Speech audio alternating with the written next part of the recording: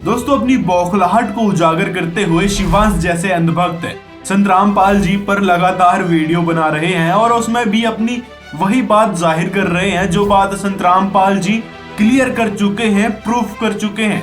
उसी बात को तर्क कुतर्क करने में लगे हैं। दोस्तों, शिवांश जैसे इन मंद बुद्धियों को वीडियो क्यों बनाना पड़ रहा है, कुतर्क क्यों करना पड़ रहा है? तो इसका कारण है कि संत रामपाल जी ने ऐसा अद्वितीय ज्ञान, ऐसा शास्त्र प्रमाणित ज्ञान जनता के समक्ष रख दिया जिससे इनकी पाखंड रूपी दुकान है बंद होने लगी है। इसी कारण ये बौखलाया हुआ है और ऊट पटांग कुतर्क पर कुतर्क करके ऐसा समझ रहा है कि भाई हमको ही बड़ा ज्ञान है, हम ही शास्त्रों के मर्मज्ञ ज्ञाता हैं। लेकिन इन लोगों को शास्त्रों की ABCD नहीं पता, जो कि संत रामपाल जी प्रूफ कर चुके हैं। ये 4 एपिसोड बनाए हैं सनातनी पूजा के पतन की कहानी संत रामपाल जी महाराज की जुबानी। इन सारे वीडियोस में संत रामपाल जी महाराज ने सभी सदग्रंथों की वास्तविकता बताई कि सदग्रंथों में क्या लिखा है, और हमारी ये शंकराचार्य और पाखंड रूपी दुकान खोले बैठे ये लोग बताते क्या हैं जन समुदाय को। और ये प्रमाण भी अभी अभी देना शुरू किया है इन्होंने। पहले तो बस ऐसे बता दिया करते थे कि यहाँ ये लिखा है, जाओ पढ़ लो। अब किसको इतना टाइम है कि वो सदग्रंथों को खोल के पढ़े? लेकिन आज के समय में संत रामपाल जी महाराज ने समस्त सदग्रंथों को जनता के समक्ष उजागर किया है। उनको बताया है कि हमारे सदग्रंथों में क्या लिखा है, और ये हमारे नकली गुरु बता क्या रहे थे, क्या भक्ति साधना करने को कह रहे थे। दोस्तों, अब आइए बात करते हैं शंकराचार्य स्वामी निश्चलानंद जी की, जो कि शिवांश के गुरु हैं। अब से जो भी वीडियो बनाए जाएंगे निश्चलानंद सरस्वती के ज्ञान आधार पर ही बनाए जाएंगे कि वो किस प्रकार का ज्ञान देते हैं, हमारे शास्त्रों में क्या बात बताई गई है। क्योंकि शिवांश जैसे मंद बुद्धि तो मानने वाले नहीं है। क्यों न जो शंकराचार्य जी के शिष्य हैं, जो बुद्धि विवेकी हैं, वो समझ जाएं कि हमारे सदग्रंथों में लिखा क्या है, और शंकराचार्य जी या फिर हमारे और भी जो धर्म गुरु हैं जो दुकान खोले बैठे हैं वो क्या बता रहे थे। तो चलिए अब बात करते हैं स्वामी निश्चलानंद सरस्वती जी की, जो शास्त्रों का हवाला देते हैं लेकिन वास्तव में सदग्रंथों में लिखा क्या है वो तक नहीं पता इनको। और ये तो सिर्फ और सिर्फ उपनिषदों का, पुराणों का ही हवाला देते रहते हैं कि यहाँ ये लिखा है तो हमने भी मानना चाहिए। लेकिन वास्तविकता तो ये है कि इनको तत्व ज्ञान है ही नहीं कि सदग्रंथों में लिखा क्या है, उसका निचोड़ क्या होना चाहिए। किसी ऋषि ने इस चीज को अपना लिया तो हाँ, हमने भी वही चीज अपनाना चाहिए। क्या उस ऋषि का उस साधना से मोक्ष हुआ? नहीं हुआ। ऐसे ही वो प्रेत योनि में भटका, पितृ योनि में गया, तो क्या मतलब हुआ उस ऋषि की उस साधना का? और क्या हम उस साधना से मोक्ष प्राप्त कर सकेंगे या फिर परमात्मा से कोई लाभ ले सकेंगे? नहीं। शास्त्र विधि अनुसार भक्ति आज के समय में सिर्फ और सिर्फ संत रामपाल जी महाराज बता रहे हैं, जिससे वह परमात्मा यहाँ तक कि ब्रह्मा विष्णु महेश तक लाभ प्रदान करते हैं। जैसे कि इस वीडियो में स्वामी निश्चलानंद सरस्वती जी से किसी ने पूछा कि क्या प्रारब्ध कट सकता है? तो अच्छे या बुरे जो भी प्रारब्ध होते हैं वर्तमान प्रयत्न करने पर वो फलीभूत होते हैं। अत्यंत उग्र प्रारब्ध तो समाधि को तोड़कर भी फल दे देते हैं, अच्छे हो या बुरे। तो हम लोगों को प्रारब्ध के शोधन का विज्ञान गुरुओं के पास से प्राप्त है। इनके कहने का मतलब है कि जो प्रारब्ध में लिखा हुआ है, चाहे पाप हो या पुण्य हो, उनको भोगना ही पड़ेगा। अब पाप को भी यदि भोगना पड़े, दुखों को भी यदि भोगना पड़े, तो फिर क्या मतलब रहा आज की भक्ति साधना का? हमें ये भी बता दीजिए। अगर शंकराचार्य जी आपके पास वह भक्ति मंत्र नहीं है, वह भक्ति साधना नहीं है, तो सीधे सीधे कह दो कि भाई हमारे पास वो भक्ति साधना नहीं है जिससे ये प्रारब्ध के पाप कर्म जो दुख आने हैं वो कट सके। और यहाँ तक कि ब्रह्मा जी भी यहाँ स्वीकार कर रहे हैं कि देवताओं को तक कर्म यानी प्रारब्ध में लिखे को भोगना पड़ता है, तो फिर आम जीव कहां से बच सकता है? तो इससे भी समझ सकते हैं कि ब्रह्मा जी तक को ज्ञान नहीं है कि हमारे प्रारब्ध कैसे कटेंगे। और यहाँ तक भी भागवत महापुराण में कृष्ण जी स्वयं कह रहे हैं कि इंद्र आदि देवताओं की पूजा क्यों करना जब वो कर्म संस्कार में परिवर्तन ही नहीं कर सकते। अब दोस्तों, शंकराचार्य जी की इन बातों को सुनकर, यहाँ तक कि ब्रह्मा जी और कृष्ण जी की इन बातों को सुनकर आपको भी विश्वास हो गया होगा कि भाई अब कर्म तो कट ही नहीं सकते, पाप कर्म जो दुख आने हैं उनको भोगना ही पड़ेगा। लेकिन संत रामपाल जी महाराज ने वेदों से प्रमाणित करके दिखाया है कि वह परमात्मा परम अक्षर ब्रह्म है, वह पाप कर्म को काट देता है। यह हमारे वेदों में लिखा है। आइए देखते हैं क्या कहा गया है पवित्र वेदों में। अब इसके हम 8वें अध्याय के वही 13वां मंत्र पढ़ रहे हैं। हे सब के उपकार करने वाले मित्र यानी परमेश्वर आप, देव कर्तस्य दान देने वाले के, एनस्य माने अपराध के पाप के, एनस्य माने अपराध को हो चाहे पाप को, इसी के शब्दों में एनस्य माने पाप के नाश करने वाले हो, दान देने वाले के, और मनुष्य कर्तस्य साधारण मनुष्य के किए हुए एनस्य माने अपराध यानी पाप के विनाश करने वाले हो। और पितर कर्तस्य पिता के किए हुए एनस्य माने विरोधाचरण के, नहीं पाप के ही लिखना चाहिए, इसलिए अच्छी तरह हरने वाले हो यानी दूर करने वाले हो, अपने किए हुए पाप के दूर करने वाले हो, एनस्य अधर्म के अधर्म यानी पाप के पाप, घोर पाप के नाश करने हारे हो। युद्ध परमात्मा के तनु का है वेद ज्ञान दाता कि वो परम अक्षर ब्रह्म है, वो घोर पाप का भी नाश कर देता है, घोर पाप के, और जो कुछ भी करता हूँ या करूँ उसको भी पाप नाश कर देता है। और ये कहते हैं पाप नाश भगवान नहीं कर सकता। तो अब क्या सिद्ध हुआ कि वेद ज्ञान सच्चा है, इसको सभी मानते हैं, और वेदों में परमात्मा की महिमा है, परमात्मा की जो गुण लिखे हैं वेदों में, और इसके विपरीत जिसका अपना अनुभव कुछ भी है वह वेद विरुद्ध है, वो झूठा है। तो दोस्तों संत रामपाल जी महाराज द्वारा दिखाए इन प्रमाणों से सिद्ध होता है कि शंकराचार्य स्वामी निश्चलानंद सरस्वती, यहाँ तक कि चारों शंकराचार्य को कोई ज्ञान नहीं है पवित्र वेदों का। ये तो बस सुनी सुनाई जानकारी के आधार पर लोगों को बता देते हैं, और यहाँ तक कि उपनिषदों में क्या लिखा है, पुराणों में क्या बात कही गई है ऋषियों द्वारा, उसी बात को दोहरा देते हैं। ये रिसर्च ही नहीं करते हैं कि हमारे पवित्र वेदों में क्या लिखा है और हमने कौन सी भक्ति साधना अपनाना चाहिए। यहाँ तक कि जिन देवताओं की यानी ब्रह्मा जी की, कृष्ण जी की या फिर इंद्र आदि देवताओं की भक्ति करके हम अपने कर्म संस्कार को कम करना चाहते हैं, दुखों को कम करने की कोशिश में लगे हैं, वो तक स्पष्ट रूप से इस कार्य को करने में असमर्थ है, यानी पाप कर्म वो भी नहीं काट सकते। उस पूर्ण परमात्मा के अतिरिक्त कर्म को कोई, प्रारब्ध के कर्म को कोई भी नहीं काट सकता। अब आइए कुछ और मन घड़ंत बातें देखते हैं शंकराचार्य जी की, जिसमें इन्होंने कहा था कि देवता जो हैं, जो जितने भी देवता हैं वो अंतर्यामी होते हैं, वो मन की बात तक जान लेते हैं। देवता उस प्रार्थना को सुन लेते हैं, वो अंतर्यामी होते हैं।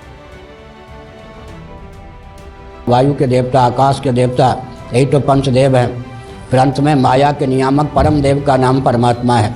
उनकी कोई वैखरी वाणी से बोलकर स्तुति करे तो, मन ही मन स्तुति करे तो देवता सुन लेते हैं। जबकि दोस्तों शंकराचार्य जी द्वारा बताई गई ये सारी बातें मन घड़ंत है, अपनी तरफ से बनाई हुई है, क्योंकि यदि हम पुराणों की या फिर उपनिषदों को पढ़ें तो वहां से समझ में आता है कि ये देवता जो है कोई अंतर्यामी नहीं है। ढेरों कथाएं मिल जाएंगी जिससे ये सिद्ध होगा कि इनको भी आगे आने वाली समस्याओं का आभास तक नहीं हुआ।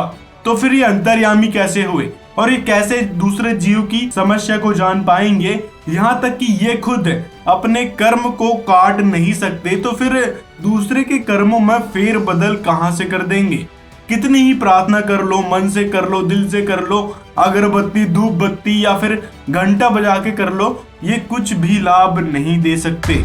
वह पूर्ण परमात्मा ही लाभदायक है, हमारे पवित्र वेदों में बताया गया है। अब यदि शंकराचार्य जी की इस बात को मान लें कि मन की बातें भी जान लेते हैं, अंतर्यामी होते हैं सभी देवता, तो फिर शंकर भगवान क्यों नहीं जान पाए कि भस्मागिरी के मन में क्या चल रहा था? जब भस्मागिरी को शंकर जी ने भस्म कंडा दे दिया तो फिर भस्मागिरी के तेवर ही बदल गए। उसके मन में क्या था कि मैं शंकर जी को मारूंगा और पार्वती जी को पत्नी बनाऊंगा। ऐसी दुर्भावना के साथ वो शंकर जी की आराधना कर रहा था, उनसे भस्म कंडा ले रहा था।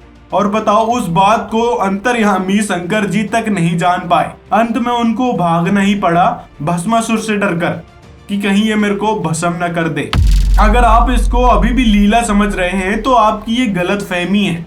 क्योंकि ढेरों कथाएं हैं। यदि रामचंद्र जी अंतर्यामी थे तो उनको पहले ही पता चल जाना था कि आगे जीवन में क्या क्या होने वाला है।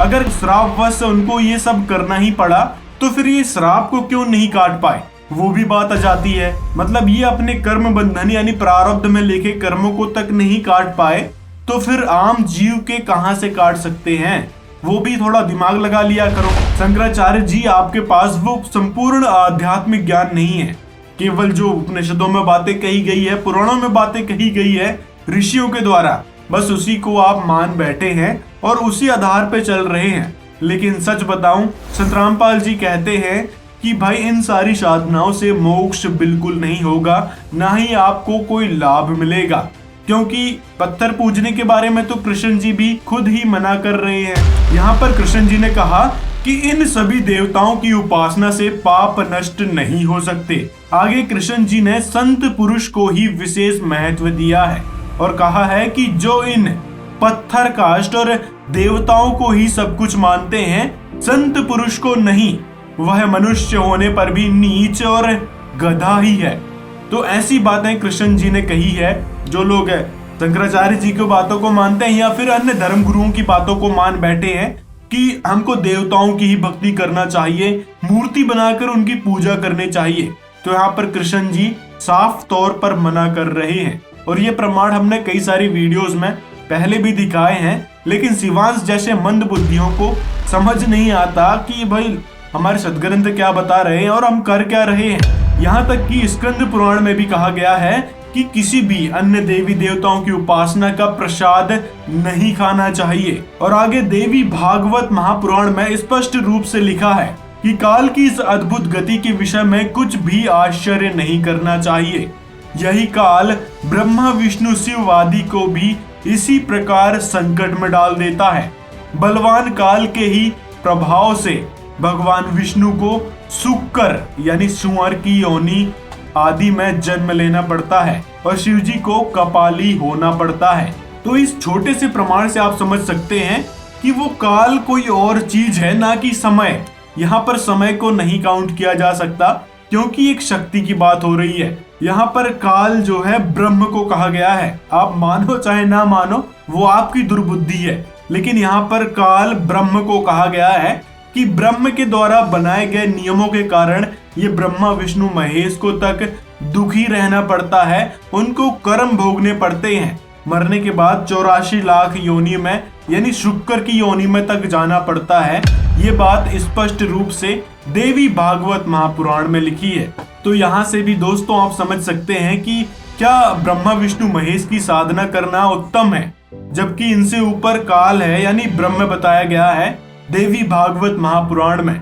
और ऐसे ऐसे ढेरों प्रमाण संत रामपाल जी महाराज ने अपनी वीडियोस में दिखाए हैं, जिसका लिंक आपको डिस्क्रिप्शन में मिल जाएगा, आप देख सकते हैं। अब रही बात लाभ मिलने की, जैसे कि कुछ लोग कहते हैं कि हम तीर्थ गए तो वहां जाने से हमको लाभ मिल गया, हमने व्रत रखा तो वो काम हमारे पूरे हो गए, हम परीक्षा में पास हो गए, या फिर बहुत सारे काम इन देवताओं की भक्ति करते करते हमारे सिद्ध होते हैं। तो उसका क्या कारण है, आइए जानते हैं संत रामपाल जी महाराज ने क्या बताया है इसके बारे में। अन्य उपासना किया करता था ये दास, जैसे श्री राम, श्री कृष्ण, शंकर भगवान, विष्णु भगवान, हनुमान जी, बाबा श्याम जी, इनकी पूजाएं करते थे, जैसा भी लोकवेद सुन रखा था। और उनके करते करते भी हमें बहुत से लाभ होया करते, और हम यही सोचा करते थे कि ये भगवान श्री कृष्ण, भगवान श्री राम, विष्णु, शंकर भगवान, हनुमान जी, श्याम जी, ये हमें ये सुख दे रहे हैं।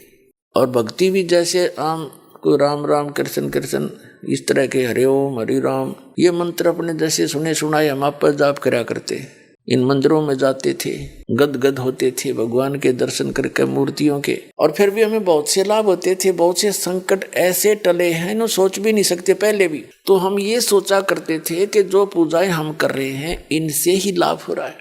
अब इस परमात्मा की तत्व ज्ञान रूपी रोशनी में अब दिखाई दिया कि नहीं, वो हमारा केवल प्रारब्ध ही चल रहा था, और वो परमात्मा पूर्ण ब्रह्म कबीर साहब ही हमें सब कुछ कर रहा था, फिर भी वो साथ ही था हमारे। अब शंकराचार्य जी ने श्राद्ध के बारे में बताते हुए कहा था, जो पुराणों में या फिर शास्त्रों में जो भक्ति विधि बताई गई है उसमें करोड़ों और अरबों में से कुछ ही जीव मोक्ष को प्राप्त कर पाते हैं। काल के नाम पर, गया के नाम पर श्राद्ध करके पिंड नहीं छोड़ाना चाहिए। यहाँ तक शास्त्र में लिखा है, अरबों खरबों प्राणियों में कोई मुक्त होते हैं, सतपुरुष में केवल मोक्ष। शंकराचार्य जी द्वारा बताई गई इन बातों से स्पष्ट होता है कि शास्त्रों में वर्णित विधि से सिर्फ स्वर्ग और नरक जाया जाता है और अरबों खरबों प्राणियों में से एक मोक्ष को प्राप्त करता है। यदि मोक्ष ब्रह्मलोक को मान बैठे हैं तो ब्रह्मलोक भी मोक्ष का स्थान नहीं है, वह भी एक रेस्टोरेंट है, स्वर्ग के समान है। वहां पे गए हुए साधक को भी वापस आना पड़ता है। ये बात श्रीमद् भागवत गीता में लिखी है। यहाँ पर कहा है कि ब्रह्मलोक पर्यंत पुनरावृत्ति में आते हैं, यानी ब्रह्मलोक में गए हुए साधक पुनरावृत्ति यानी फिर पुनर्जन्म में आते हैं। फिर उनको मानव बनना पड़ेगा या फिर 84 लाख योनि में जाना ही पड़ता है यदि उन्होंने भक्ति कमाई फिर नहीं करी। तो इस प्रकार वह मोक्ष का स्थान नहीं हुआ। अब ब्रह्मलोक से ऊपर संत रामपाल जी महाराज जी ने बताया है कि वह कोई और स्थान है, जिसके बारे में गीता अध्याय 18 श्लोक 62 में भी बताया गया है कि हे भारत, तू सब प्रकार से उस परमेश्वर की ही शरण में जा, उसकी कृपा से तू परम शांति और सनातन परम धाम को प्राप्त होगा। यानी ब्रह्मलोक से भी ऊपर जो सनातन परम धाम है उसकी प्राप्ति होगी। यहाँ पर काल ब्रह्म गीता जी में खुद ही कह रहा है। अब काल ब्रह्म क्यों कह रहा है, कृष्ण जी ने गीता बोली है, इसके बारे में डिटेल में बात हमने इस वीडियो में करी है। लिंक डिस्क्रिप्शन में मिल जाएगा, आप इस वीडियो को देख सकते हैं, जिससे आपको समझ में आएगा कि गीता का ज्ञान सच में किसने दिया, काल ने दिया या फिर कृष्ण ने दिया। तो यहाँ पर जो ब्रह्मा विष्णु महेश के पिताजी हैं काल, जिसके बारे में देवी भागवत महापुराण से अभी आपको प्रमाण दिखाया, उसी काल ने ये गीता का ज्ञान कहा। तो उसने बताया है कि ब्रह्मलोक यानी मेरे लोक जो काल ब्रह्म का लोक है वो भी पुनरावृत्ति में है। और फिर आगे बताया है 18 के 62 में कि उस सनातन परम धाम की प्राप्ति के बाद मोक्ष हो जाएगा, यानी परम शांति को प्राप्त होगा। और कठोपनिषद में भी ये बात कही गई है कि जो परमात्मा परलोक में है वो इस लोक में भी है। यहाँ तक कि मांडोक्य उपनिषद में भी लिखा है कि अपरा विधि यानी 4 वेद प्लस वेदांग और परमात्मा प्राप्ति वाली परा विधि को तत्व ज्ञान कहा जाता है। तो उस तत्व ज्ञान की जानकारी के लिए गीता अध्याय 4 के श्लोक 34 में बताया गया है कि तत्वदर्शी ही तत्व ज्ञान बताएंगे। तो आज के समय में ये शंकराचार्य या फिर जितने भी धर्म गुरु मंडलेश्वर बने बैठे हैं वो तत्वदर्शी हैं ही नहीं। उन्होंने तो सिर्फ रटी रटाई बातों को दोहराना है। पुराणों में जो ऋषियों ने बता रखी है उसी बात को दोहराना है कि ऋषियों ने ये बात कही थी तो हमने भी वही अपनाना चाहिए। वो तत्वज्ञानी नहीं होता है। तत्वज्ञानी का मतलब होता है सभी सदग्रंथों में सामंजस्य बिठाकर उसमें लिखी सच्चाई को बता दे, वो ही तत्वदर्शी होता है और वो ही तत्वज्ञानी संत होता है। तो गीता जी में उस तत्वज्ञानी यानी तत्वदर्शी संत के बारे में बताया गया है, जो कि आज के समय में संत रामपाल जी महाराज है। यदि आपने उनके कुछ सत्संग सुन लिए या फिर पुस्तक पढ़ ली तो आपको समझ में आएगा कि भाई पवित्र सदग्रंथों का सार तो संत रामपाल जी महाराज ने ही बताया है। आज तक हमारे किसी भी धर्म गुरु शंकराचार्य हो, मंडलेश्वर हो या कथावाचक हो, वो तक नहीं बता पाए हैं। अब आगे 73 उपनिषद में भी कुछ बातें लिखी हैं। देखिए यहाँ पर कहा गया है कि 5 तत्वों के स्थूल शरीर के अंदर जीवात्मा यानी सूक्ष्म शरीर है। सूक्ष्म शरीर के अंतःकरण यानी हृदय में आत्मा और परमात्मा दोनों ही निवास करते हैं। भौतिक शरीर आकार युक्त है, इसमें जीवात्मा व्याप्त है, इसीलिए जीवात्मा भी पुरुष तुल्य आकार युक्त है। इस जीवात्मा यानी सूक्ष्म शरीर के अंदर आत्मा व्याप्त है, इसीलिए यह आत्मा भी पुरुष तुल्य आकार युक्त है। तो यहाँ से एक बात स्पष्ट हो जाती है कि परमात्मा और आत्मा अलग अलग है, न कि एक। जो कहते हैं कि अहम ब्रह्मास्मि, जीव ही परमात्मा है, जीव ही ब्रह्म है, तो ये बात 73 उपनिषद से खंडित हो जाती है, जो शंकराचार्य के द्वारा ही कही गई बातें हैं। अब वह परमात्मा कौन है उसके बारे में गुरु ग्रंथ साहिब में वाणी आती है कि कबीर वैद मुआ रोगी मुआ, मुआ सब संसार, एक कबीरा ना मुआ जिन ना ही रोवन हार। यहाँ पर कबीर जी बताते हैं कि इस मृत्यु लोक में सभी मरते हैं, जो रोगी है वो भी, और जो रोगी का उपचार करने वाला है वैद्य वो भी मरता है। और इस वाणी में कबीर जी कहते हैं कि मैं यानी कबीर कभी मरता नहीं है। कबीर साहिब अविनाशी परमेश्वर हैं। इस बात को स्वयं कबीर जी ने स्वीकार किया है। यहाँ तक कि बीजक में भी कई सारी वाणियां मिल जाएंगी। कबीर सागर में भी ढेरों वाणियां हैं कबीर जी के अविनाशी होने के बारे में, और संत रामपाल जी महाराज भी बताते रहते हैं। अब भागवत महापुराण में शंकराचार्यों की बातों को खंडित करते हुए बताया गया कि बुद्धिमान पुरुष को स्वर्ग नरक की अभिलाषा छोड़कर ऐसी साधना करनी चाहिए जिससे जन्म मृत्यु के चक्र से सदा के लिए मुक्त होया जाए। यानी मोक्ष प्राप्ति के लिए बुद्धिमान व्यक्ति को साधना करनी चाहिए, न कि स्वर्ग प्राप्ति के लिए। अब शंकराचार्य जी की जो साधना है, यहाँ तक कि जितने भी ये कथावाचक गुरु हैं वो केवल स्वर्ग को ही उत्तम मान बैठे हैं कि स्वर्ग में चले गए, स्वर्गवासी हो गए तो फिर मोक्ष मिल गया, यही मान बैठे हैं सभी लोग। और हमारे पूर्वजों को भी इसी कारण इन्होंने डुबोए रखा था कि हमने ब्रह्मा विष्णु महेश की साधना करनी चाहिए, इन मंत्रों का जाप करना चाहिए तो स्वर्ग मिलेगा। स्वर्ग एक रेस्टोरेंट बताया है संत रामपाल जी महाराज ने कि वहां पर अपनी पुण्य कमाई को खर्च करके फिर इस संसार में वापस आया जाएगा, फिर 84 लाख योनियों का चक्कर पड़ेगा। अब शंकराचार्य स्वामी निश्चलानंद जी भी बात करते हैं ब्रह्म तत्व की। यहाँ तक कि जैसे कि इस वीडियो में इन्होंने बताया, मूलतः सच्चिदानंद स्वरूप निर्गुण निराकार परमात्मा जिसको ब्रह्म कहते हैं वही एक तत्व है। एकमात्र सच्चिदानंद स्वरूप ब्रह्म ही तत्व है। अचिंत्य लीला शक्ति या माया शक्ति या प्रकृति के योग से अंतर्यामी सर्वेश्वर सृष्टा उसकी संज्ञा होती है। जगत की उत्पत्ति स्थिति समृद्धि उसी के द्वारा संभव है। तो 3 देवों के रूप में या 5 देवों के रूप में, 5 देवों के रूप में या 3 देवों के रूप में सगुण निराकार सर्वेश्वर अंतर्यामी परमात्मा ही महासर के प्रारंभ में प्रकट होते हैं। 3 देवों के रूप में वही प्रकट होते हैं। हाँ, इन्होंने जो ब्रह्म के बारे में बात कही वो तो बिल्कुल ही सही है, क्योंकि ब्रह्म के द्वारा ही स्थिति उत्पत्ति और संहार होता है। यानी ये गुण जो है ये ब्रह्म ही प्रदान करता है।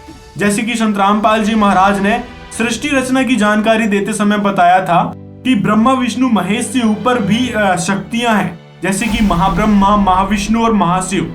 इसी प्रकार इनकी पत्नियां महासावित्री, महालक्ष्मी और महापार्वती के रूप में हैं, जो ऊपर के स्थानों में विराजमान है, जो ब्रह्म ही अपने रूप यानी भेष बदलकर वहां पे रहता है। और उनके संयोग से ये तीनों देवता ब्रह्मा विष्णु महेश जन्मते हैं, जो स्वतः ही गुण युक्त हो जाते हैं। ये तो था निचले स्तर का ज्ञान, यानी ब्रह्मा विष्णु महेश तक का।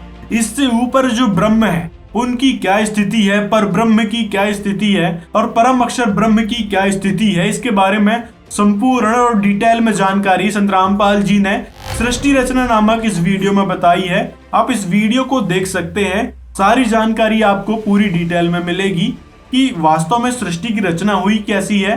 क्योंकि आज तक हमारे जो धर्म गुरु हैं, जितने भी कथावाचक हैं, और ये शंकराचार्य तक नहीं बता पाए हैं सृष्टि रचना की जानकारी को। पुराणों में भी सृष्टि रचना की पूरी जानकारी है ही नहीं। कुछ प्रमाण हैं जो संत रामपाल जी महाराज ने इस वीडियो में दिखाई दिए हैं, जिसको आप एक बार जरूर देखें। बहुत सारे कॉन्सेप्ट आपके क्लियर होंगे। तो दोस्तों, इन सारी बातों से सिद्ध होता है कि जब शंकराचार्य स्वामी निश्चलानंद सरस्वती जी को ही ब्रह्मा विष्णु महेश, यहाँ तक कि ब्रह्म का ही ज्ञान ठीक से नहीं है, तो फिर ये आगे की जानकारी कहाँ से बताएंगे। ये तो सिर्फ पुराणों और उपनिषदों पर ही रिलाय कर बैठे हैं। उसमें जो बातें ऋषियों ने कही है उसी को मान बैठे हैं कि बस यही सही है, इसी को हमने करना चाहिए। वास्तविक तत्व ज्ञान इनके पास नहीं है। तो फिर इनके जो प्रचारक बन बैठे शिवांश जैसे अंधभक्त हैं, उनको कहां से ही होगा। तो इसी से आप समझ सकते हैं। ऐसे और वीडियोस देखने के लिए हमारे चैनल को सब्सक्राइब कर लें। मिलते हैं किसी और वीडियो में ऐसे ही स्वामी निश्चलानंद सरस्वती जी के ज्ञान को खंडित करते हुए कि हमारे पवित्र सदग्रंथ क्या बता रहे थे, हमारे शंकराचार्य क्या बता रहे थे और संत रामपाल जी महाराज ने किस प्रकार से सदग्रंथों की वास्तविकता दिखाई है, सारी बात और भी अगली वीडियो में करेंगे।